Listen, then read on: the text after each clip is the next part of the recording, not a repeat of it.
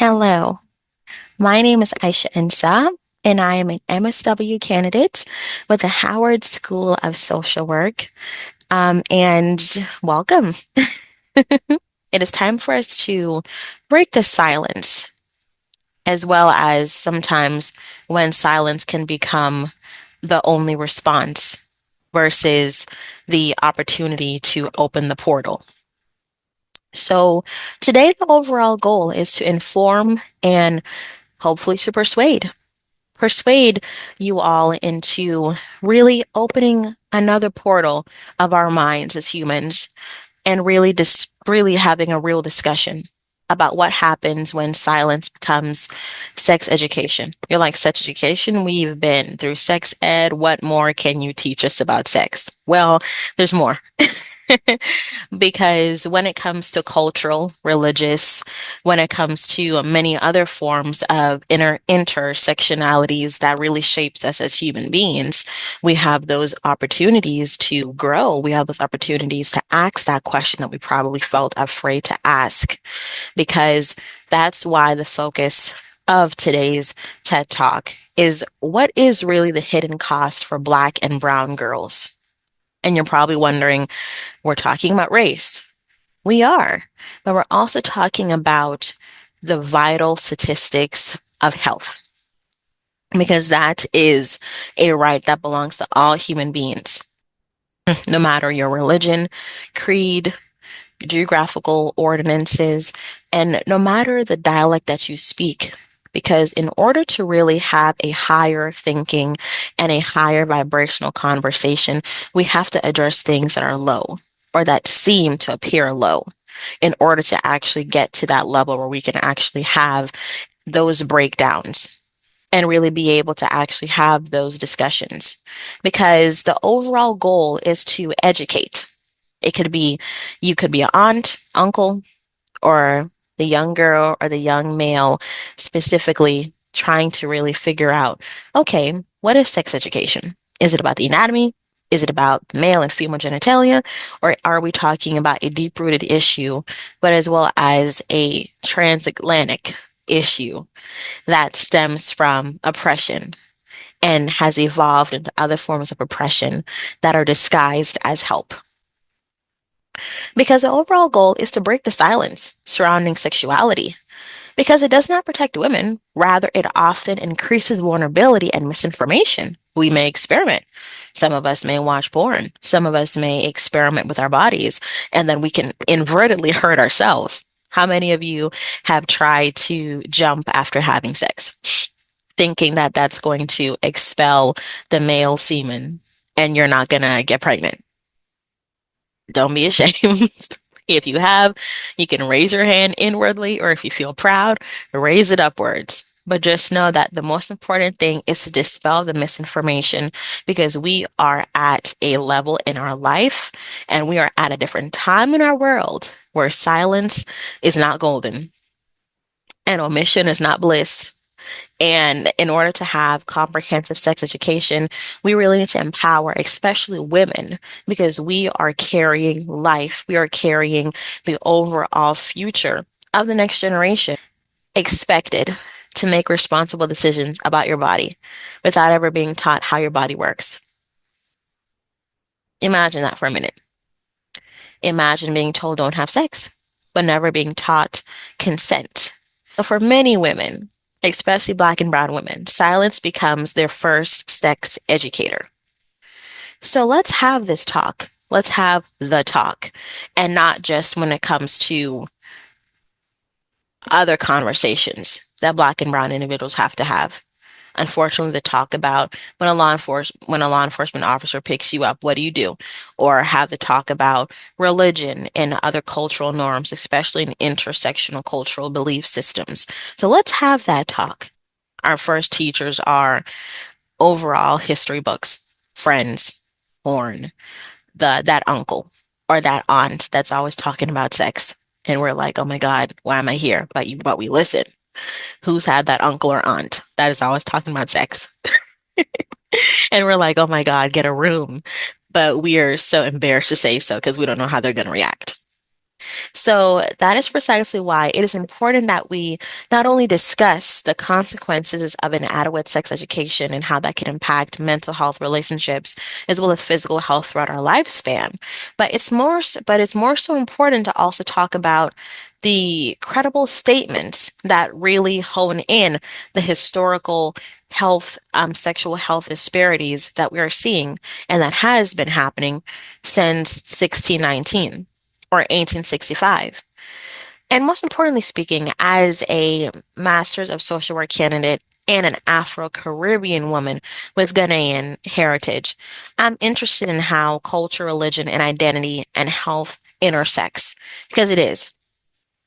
Other cultures may teach you that do not have sex until marriage because of beliefs or because of cultural norms. Other cultures may believe in arranged marriages. Or other cultures may also see that when it comes to intersectionalities, there are more similarities versus differences. So it's also important to really look at all factors and not just at the glass half full when it comes to Black and brown women whose voices are often drowned out by other influences, is either made political, is either made as seen loud, is either made to feel as if we are the agitators or other forms of religious beliefs. You were told never to have sex. Don't even think about it. Some women were abused at a young age for having a cycle out of the assumption that they were having sexual relations at their young age. Some of them were said that they have the curse. They were told derogatory things in a way that instilled fear versus confidence. So we also have to go back to where these barriers are learned. It all starts from home. And then who's talking to you? Who's making you feel supported when you're in those crucible moments where you need to be hugged, where you need to be supported, and also where advocacy is needed the most. Because some girls, even when they have their monthly cycles, some girls experience hemorrhaging, they experience overflow of blood clots, they experience different form of abnormalities that can't really be explained. But when it comes to healthcare access, if it's medicinal, if it's medication, or if it's resources to help support these treatments, they were limited.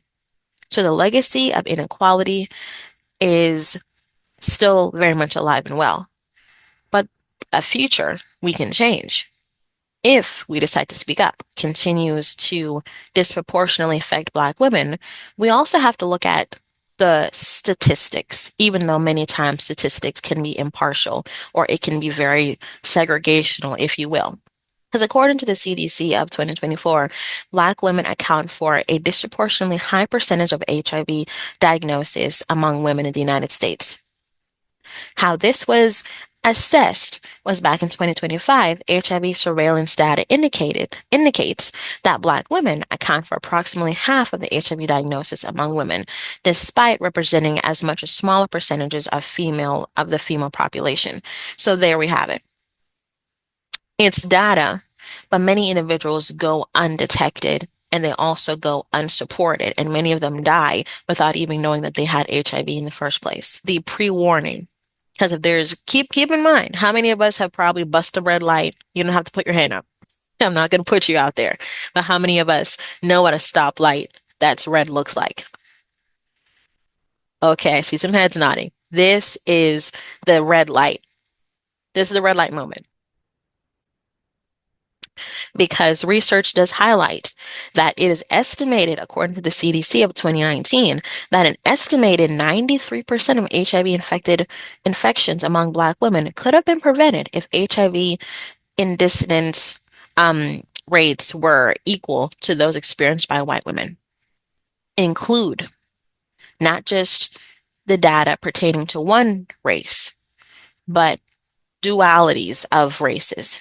That is why we need to know that understanding these disparities highlights the need for education, advocacy, and community engagement because we are a community and it's high time that we start to think like one. It's 2026, y'all. If we don't start thinking like one, then I don't know when.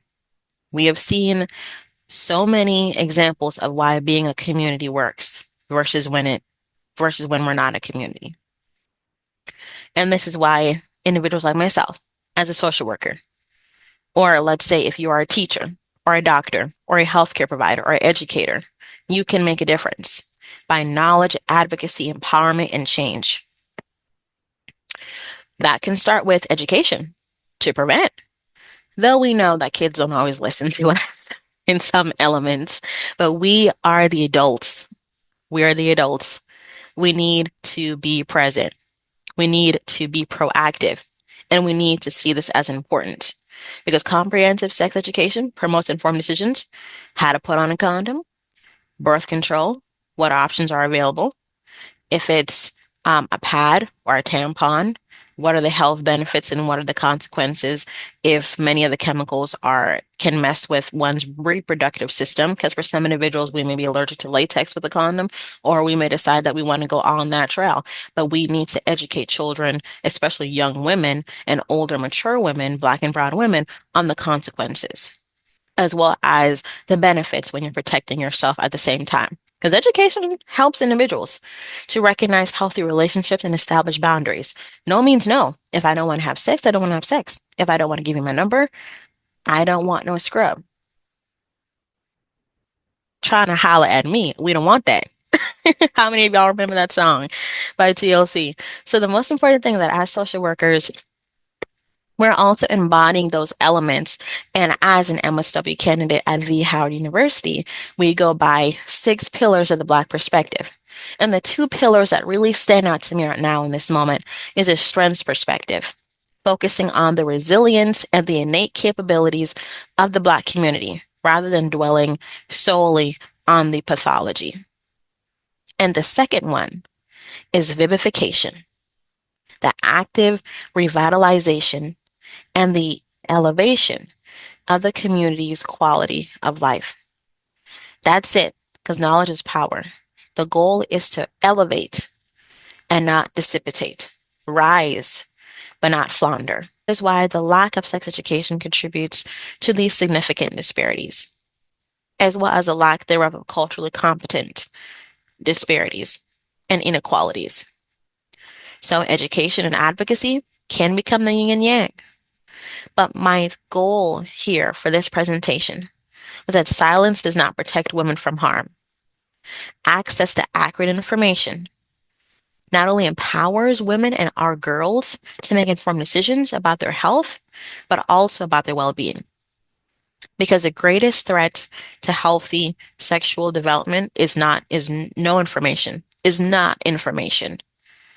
It is the misinformation and shame and silence. That's what's the greatest threat. Now, before we go, I want us to turn our attention to the late, great Dr. Maya Angelou. If you had a daughter, 10 or 12 years of age, what would you say to her about growing up in this society? I would say you might encounter many defeats, but you must never be defeated, ever. In fact, it might even be necessary to confront defeat. It might be necessary to get over it, all the way through it, and go on. I would teach her to laugh a lot. Laugh a lot at the silliest things. And be very, very serious. I teach her to love life, I bet you that. All so much. And thank you for listening to my presentation. And thank you so much for joining today's TED Talk. You take care and you stay blessed.